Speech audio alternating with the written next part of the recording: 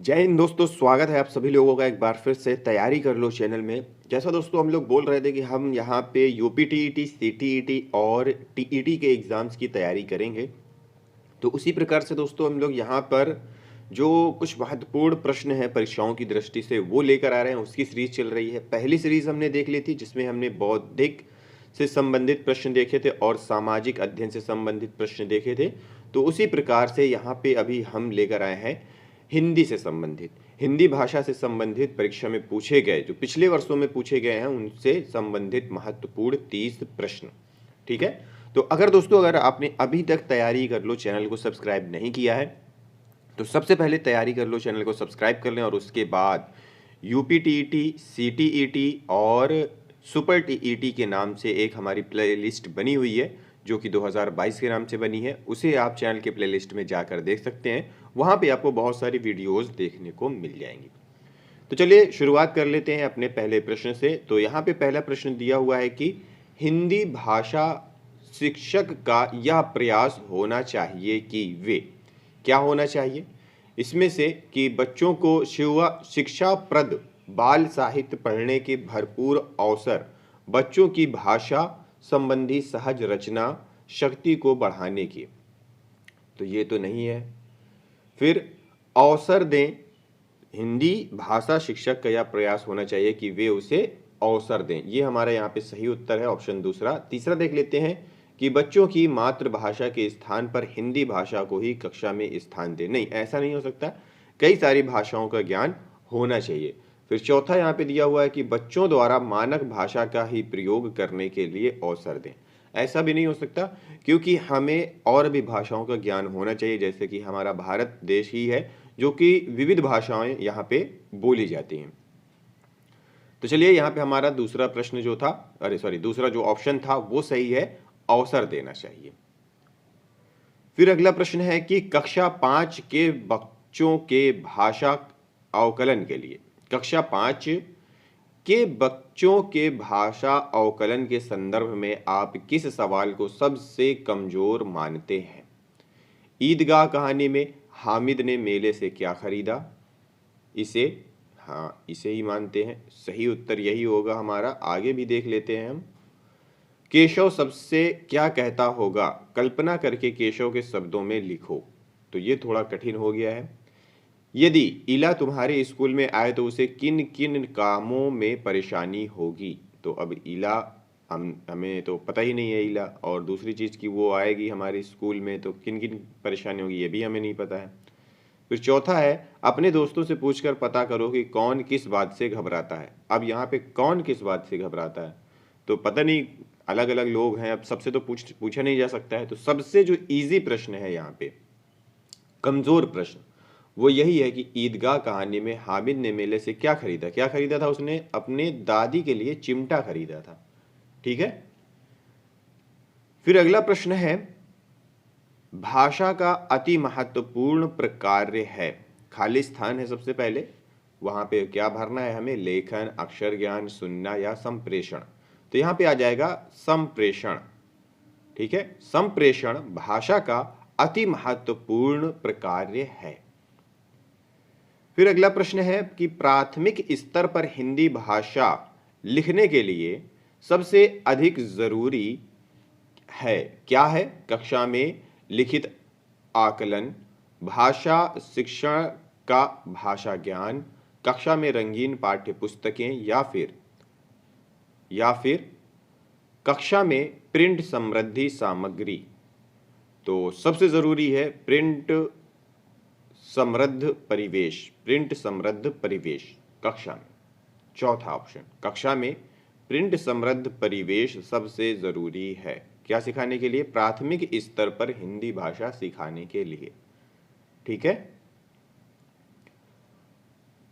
फिर अगला प्रश्न है कि बच्चे बोलचाल की भाषा का अनुभव लेकर विद्यालय आते हैं, इसका निहितार्थ है कि, क्या है इसका निहितार्थ? बच्चों के भाषाई अनुभवों को कक्षा के बाहर रखा जाए? नहीं। बच्चों को बोलचाल की भाषा न सिखाई जाए? ये भी नहीं। बच्चों की बोलचाल की भाषा को सुधारा जाए? ही नहीं। बच्चों के भाषाई अनुभवों का उचित प्रयोग किया जाए। बिल्कुल, जो बच्चे आते हैं स्कूल, बोलचाल की भाषा का अनुभव लेकर आते हैं, इसका यही है कि उनकी जो भाषाई अनुभवों का उचित प्रयोग किया जाए ताकि वो आगे चल के उसे सही तरीके से बोल सकें और उसका प्रयोग कर सकें। फिर अगला प्रश्न है कि भाषा सीखने सिखाने में आप किसे सबसे अधिक महत्वपूर्ण मानते हैं? बाल साहित्य, संज्ञानात्मक विकास, सामाजिक अंतःक्रिया या फिर दृश्य श्रव्य सामग्री? तो सामाजिक अंतःक्रिया को भाषा सिखाने में सबसे अधिक महत्वपूर्ण है सामाजिक अंतःक्रिया। फिर प्रश्न है, सुनने और लिखने की कुशलता का आकलन करने का सबसे अच्छा तरीका क्या है? सुनने और लिखने की कुशलता का आकलन करना। तो यहाँ पे ऑप्शंस है कि सुनी गई कहानी को शब्दों में लिखना, कविता सुनना और शब्दों में लिखना, कविता सुनकर प्रश्नोत्तरी लिखना, या फिर सुनी गई कहानी को अपने शब्दों में लिखना।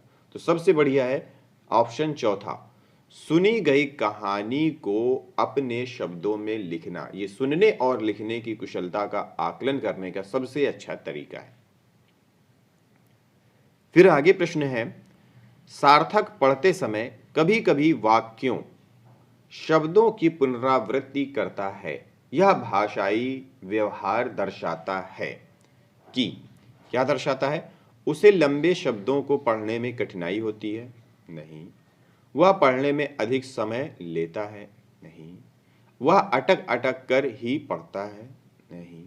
वह समझ के साथ पढ़ने की कोशिश करता है? बिल्कुल। तो ऑप्शन चौथा यहाँ पे हमारा सही हो जाएगा, वह समझ के साथ पढ़ने की कोशिश करता है।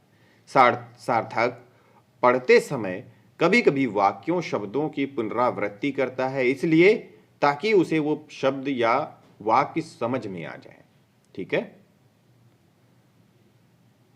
फिर प्रश्न है, हिंदी भाषा में आकलन का उद्देश्य नहीं है। हिंदी भाषा में आकलन का उद्देश्य नहीं है। क्या है? नहीं है। बच्चों की भाषागत त्रुटियों की ही पहचान करना। बच्चों की भाषा प्रगति को अभिभावकों और अन्य शिक्षकों को बताना। बिल्कुल, ऑप्शन दूसरा यहाँ पे हमारा सही है। भाषा सीखने के संदर्भ में प्रत्येक बच्चे की विशेष आवश्यकता की पहचान करना। भाषा सीखने सिखाने की प्रक्रिया को उन्नत बनाना। तो हमारा ऑप्शन क्या सही हुआ? ऑप्शन दूसरा। फिर प्रश्न है कि प्राथमिक स्तर की हिंदी भाषा की पाठ्य पुस्तक में आप किसे सर्वाधिक महत्वपूर्ण मानते हैं? हिंदी भाषा को विविध रूप देने वाली रचनाएं। बिल्कुल, ऑप्शन पहला ही यहाँ पे सही हो जाएगा। बहुत प्रसिद्ध लेखकों की प्रसिद्ध रचनाएं, नैतिक मूल्यों वाली कहानी कविताएं, बहुतायत में दिए गए अभ्यास कार्य। तो सबसे सही जो है उत्तर यहाँ पे हमारा वो है पहला, हिंदी भाषा को विविध रूप देने वाली रचनाएं। भाषा सीखने की बात कर रहा है इसलिए वहां पे है। फिर प्रश्न है कि बहुभाषिक कक्षा में बच्चों की भाषाएं, ऑप्शंस दिया हुआ है, भाषा सीखने की प्रक्रिया को बाधित करती है? ये बिल्कुल नहीं है। संसाधन के रूप में कार्य कर सकती है? बिल्कुल, यहाँ पे हमारा ऑप्शन दूसरा सही हो जाएगा। शिक्षक के लिए बेहद जटिल चुनौती होती है? ऐसा नहीं होता है। आकलन की प्रक्रिया को बाधित करती है? ऐसा भी नहीं होता है। ठीक है, तो ऑप्शन दूसरा हमारा सही है, संसाधन के रूप में कार्य कर सकती है। फिर अगला प्रश्न दिया हुआ है कि भाषा सीखने और भाषा अर्जित करने में अंतर का मुख्य आधार है। भाषा सीखने और भाषा अर्जित करने में अंतर का मुख्य आधार क्या है? भाषा की जटिल रचनाएं नहीं, भाषा की पाठ्य पुस्तकें नहीं, भाषा का लिखित आकलन ये भी नहीं, भाषा का उपलब्ध परिवेश। बिल्कुल, भाषा का उपलब्ध परिवेश भाषा सीखने और भाषा अर्जित करने में अंतर का मुख्य आधार है। फिर प्रश्न है, आपके विचार से प्राथमिक स्तर पर उत्कृष्ट लेखन कार्य का उदाहरण है? कौन सा उदाहरण है? किसी आंखों देखी घटना का लिखित वर्णन। ये बहुत सटीक आंसर है इसका। आपके विचार से प्राथमिक स्तर पर उत्कृष्ट लेखन कार्य का उदाहरण किसी आंखों देखी घटना का लिखित वर्णन है। छुट्टियां कैसे मनाई, इस विषय पर अनुच्छेद लिखना, ये उतना सटीक नहीं है। मेरे सपनों का भारत विषय पर अनुच्छेद लिखना, ये तो बिल्कुल भी नहीं। पाठ्य पुस्तक इतर कठिन शब्दों का श्रुत लेखन, ये भी नहीं। ठीक है, तो किसी आंखों देखी घटना का उल्लेख करना, ये यहां पे हमारा सही उत्तर होगा। फिर प्रश्न है कि भाषा सीखने के संदर्भ में कौन सा कथन सही है। बच्चे विभिन्न संचार माध्यमों से ही भाषा सीखते हैं, बिल्कुल भी नहीं। बच्चों में भाषा अर्जित करने की जन्मजात क्षमता होती है, ये बिल्कुल सही है। कोई भी बच्चा हो, उसे किसी भी भाषा को सिखाया जा सकता है। परिवेश बहुत ही मायने रखता है। बच्चों में भाषा अर्जित करने की जन्मजात क्षमता नहीं होती, ऐसा नहीं है, उनमें जन्मजात क्षमता होती है। और सबसे ज़्यादा जो सीखने का समय होता है, याद करने का या जहन में दिमाग में बसाने वाला समय, वो बचपना ही होता है। बच्चे विद्यालय आकर ही भाषा सीखते हैं, ऐसा बिल्कुल भी नहीं है। बच्चे घर में भी भाषा सीख सकते हैं। सही उत्तर है हमारा ऑप्शन दूसरा, बच्चों में भाषा अर्जित करने की जन्मजात क्षमता होती है। प्रश्न है कि डिस्याफिया से प्रभावित बच्चों को मुख्य रूप से खाली स्थान दिया हुआ है में कठिनाई होती है लिखने, सुनने, पढ़ने या फिर बोलने। तो सही उत्तर है लिखने, ऑप्शन पहला। डिस्याफिया से प्रभावित बच्चों को मुख्य रूप से लिखने में कठिनाई होती है। ठीक है, यहां पे आ जाएगा लिखने में कठिनाई होती है। फिर अगला प्रश्न है, नीचे दिए गए गद्यांश को पढ़कर पूछे गए निम्नलिखित 6 प्रश्नों के सही सबसे उपयुक्त उत्तर वाले विकल्प को चुनिए। देखिए, एक तो होता है सही उत्तर का चयन करिए, दूसरा ये होता है कि उपयुक्त मतलब सबसे सटीक उत्तर कौन सा है। उत्तर तो सभी सही है, पर उन सभी सही उत्तरों में से भी सबसे सही उत्तर कौन सा है जो प्रश्न के हिसाब से सही बैठता है। ठीक है, गुड, बेटर, बेस्ट में बेस्ट ऑप्शन को चुनना रहता है। तो यहाँ पे हमारा गद्यांश दिया हुआ है, ये एक बार नज़र से देख लेते हैं। पूर्व चलने की बटोही बाठी पहचान कर ले, है अनिश्चित किस जगह पर सरित गिरी गहर मिलेंगे, है अनिश्चित किस जगह पर बाग वन सुंदर मिलेंगे, किस जगह यात्रा खत्म हो जाएगी यह भी अनिश्चित, है अनिश्चित कब सुमन कब कंटकों के शर मिलेंगे, कौन सहसा छू जाएंगे मिलेंगे कौन सहसा, आ पड़ कुछ भी रुकेगा तू ना ऐसी आन कर ले, पूर्व चलने की बटोही बाट की पहचान कर ले। फिर प्रश्न दिया हुआ है दोस्तों, यहाँ पे प्रश्न में यह है कि कविता की पंक्तियां जो हैं, कविता की पंक्तियों में कवि व्यक्ति को किस बात की प्रेरणा दे रहा है। हर स्थिति में आगे बढ़ने की, बिल्कुल सही उत्तर है हर स्थिति में आगे बढ़ने की। हर स्थिति में साहस दिखाने की, नहीं। पर्वतों को देखकर ना डरने की, नहीं। गहरी नदियों से ना डरने की। तो सटीक उत्तर है, देखिए सारी चीजें ऊपर बताई गई हैं जितने भी यहाँ पे ये तीनों ऑप्शंस दिए हुए हैं। ठीक है, लेकिन हर स्थिति में यहाँ पे क्या पूछा गया, कविता की पंक्तियों में कवि व्यक्ति को किस बात की प्रेरणा दे रहा है। तो सबसे सटीक जो उत्तर है यहाँ पे वो ये है कि हर स्थिति में आगे बढ़ने की। आप ये भी बता सकते हैं कि गहरी नदियों से ना डरने की भी उत्तर ये भी सही है, पर इन सभी उत्तरों में से कौन सा सबसे बेहतर उत्तर है, तो वो है हर स्थिति में आगे बढ़ने की। गुड, बेटर, बेस्ट मैंने बताया, तो हमें यहाँ पे बेस्ट आंसर चूज करके बताना है। फिर प्रश्न है कि इस जीवन यात्रा में ऑप्शंस दिए हुए हैं, सब ओर सुख है, सब कुछ निश्चित है, कुछ भी निश्चित नहीं है। बिल्कुल, कुछ भी निश्चित नहीं है, सब ओर मुश्किलें हैं। तो यहां पे सही उत्तर है हमारा ऑप्शन तीसरा, कुछ भी निश्चित नहीं। फिर प्रश्न है, कविता की पंक्तियों में यात्रा की किस विशेषता की ओर संकेत किया गया है। साहस की ओर, कठिनाइयों की ओर, सुखों की ओर या फिर अनिश्चितता की ओर। तो कठिनाइयों की ओर संकेत किया गया है। ठीक है, परेशानियां। फिर अगला प्रश्न है कि कविता में आए सुमन और कटक किस भाव के प्रतीक हैं? प्रिय और अप्रिय, फूल और कांटे, सुख और दुख, बाग और वन। तो यहाँ पे सुख और दुख होगा, ऑप्शन तीसरा यहाँ पे सही हो जाएगा। फिर प्रश्न है, नीचे दिए गए शब्दों में से सरित का समानार्थी शब्द कौन सा नहीं है? सरित का प्रवाह, तटिनी, जयमाला, नाद। तो यहां पे हो जाएगा ऑप्शन तीसरा जयमाला। अगला प्रश्न है, अनिश्चित शब्द में कौन सा प्रत्यय आ सकता है? ता, ते, ती, ती। तो ता, अनिश्चितता। ठीक है, अनिश्चितते तो होगा ही नहीं, अनिश्चिती भी नहीं होगा, अनिश्चिती भी नहीं होगा, तो अनिश्चितता। ठीक है, ऑप्शन पहला सही।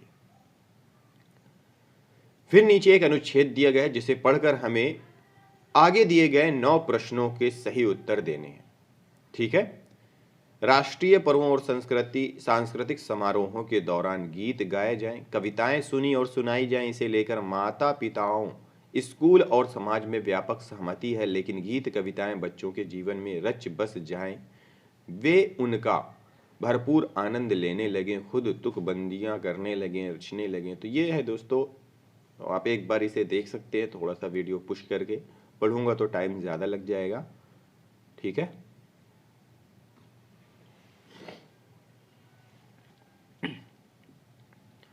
तो प्रश्नों की बात कर लेते हैं। काफी लंबा है, तो एक नजर तो देख ही सकते हैं इसे।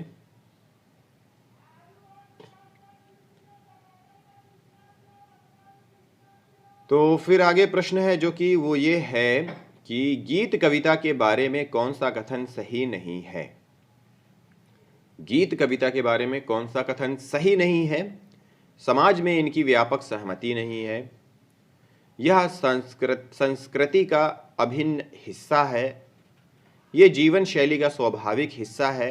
बिल्कुल ये है, ये जीवन शैली का स्वाभाविक हिस्सा नहीं होता। तो एक बार ये कथन इस प्रश्न के हिसाब से गलत हो जाता। ये भाषा सृजनात्मक को पोषित करते हैं, ये भी नहीं। तो ऑप्शन तीसरा हमारा यहाँ पे सही है। फिर अगला प्रश्न है, शिक्षा व्यवस्था गीत कविता को किस दृष्टि से देखती है? संपूरक के रूप में, बाधक के रूप में, साधक के रूप में, सहयोगी के रूप में। तो ऑप्शन दूसरा है बाधक के रूप में देखती है। गीत कविता बच्चों के जीवन में रच बस जाए, यह माता पिता को पसंद नहीं, क्योंकि इससे बच्चे केवल कविता ही लिखते रहेंगे, पढ़ाई लिखाई में बहुत पिछड़ सकते हैं, माता पिता द्वारा तय लक्ष्य को प्राप्त ना कर सकेंगे, केवल आनंद में ही खोए रहेंगे। बिल्कुल सही है उत्तर ऑप्शन तीसरा, माता पिता द्वारा दिए तय लक्ष्य को प्राप्त ना कर सकेंगे। बाधक टाइप में है यह कविता। फिर प्रश्न है कि गीत कविता स्कूलों को भी पसंद नहीं है, क्योंकि उन्हें लगता है कि यह सीखना बहुत ही कठिन काम है। ऐसा तो नहीं है लगता, स्कूल पढ़ाई लिखाई से इसका कोई संबंध नहीं है। बिल्कुल ये उत्तर हमारा सही है। स्कूली इसे बच्चों का बहुत समय नष्ट होता है, इससे परीक्षा परिणाम देर से आएंगे। तो ऑप्शन दूसरा सही है, गीत कविता स्कूलों को भी पसंद नहीं है, क्योंकि उन्हें लगता है कि स्कूली पढ़ाई लिखाई से इसका कोई संबंध नहीं है। फिर अगला प्रश्न है, अनुच्छेद के आधार पर गीत कविता के बारे में कौन सा कथन सही नहीं है? नहीं वाला कथन पूछ रहा है, इस बच्चे इनका भरपूर आनंद लेते हैं, स्कूल और परिवार इनकी महत्ता को समझ नहीं रहे, इनसे बच्चे अपनी राह से भटक जाएंगे। तो इस प्रश्न के हिसाब से ये उत्तर हमारा सही है ऑप्शन तीसरा। ये बच्चों को शब्दों से लिखने का अवसर देते हैं, ये भी नहीं। तो इस प्रश्न के हिसाब से ऑप्शन तीसरा हमारा सही है। फिर प्रश्न है कि बच्चों के लिए लक्ष्य कौन निर्धारित करता है? शिक्षा अधिकारी, स्वयं बच्चे, माता पिता या फिर स्कूल? तो यहाँ पे माता पिता है। आप भी अगर देखें तो आपके लिए भी जो आपका लक्ष्य है, जैसे आप टीचर बन रहे हैं तो आपके मन में एक ख्याल आया होगा, पर जो डिसाइड किया होगा वो माता पिता ही होंगे कि तुम्हें ये बनना है, ये पढ़ना है, ठीक है, ज़्यादातर, अधिकतर। तो वो है ऑप्शन तीसरा, माता पिता। बच्चों के लिए लक्ष्य माता पिता निर्धारित करते हैं। फिर अगला प्रश्न है कि मंजूर का समानार्थी शब्द है अच्छा, पसंद, प्रस्ताव, स्वीकार। तो मंजूर मतलब होता है स्वीकार, समानार्थी शब्द है स्वीकार, ऑप्शन चौथा, मुझे मंजूर है, मुझे स्वीकार है। फिर अगला प्रश्न है कविताएं सुनी सुनाई जाए में क्रिया है, कौन सी क्रिया है? द्विकर्मक, सकर्मक, अकर्मक, प्रेरणार्थक। तो द्विकर्मक, ऑप्शन पहला, द्विकर्मक, सुनी सुनाई जाए।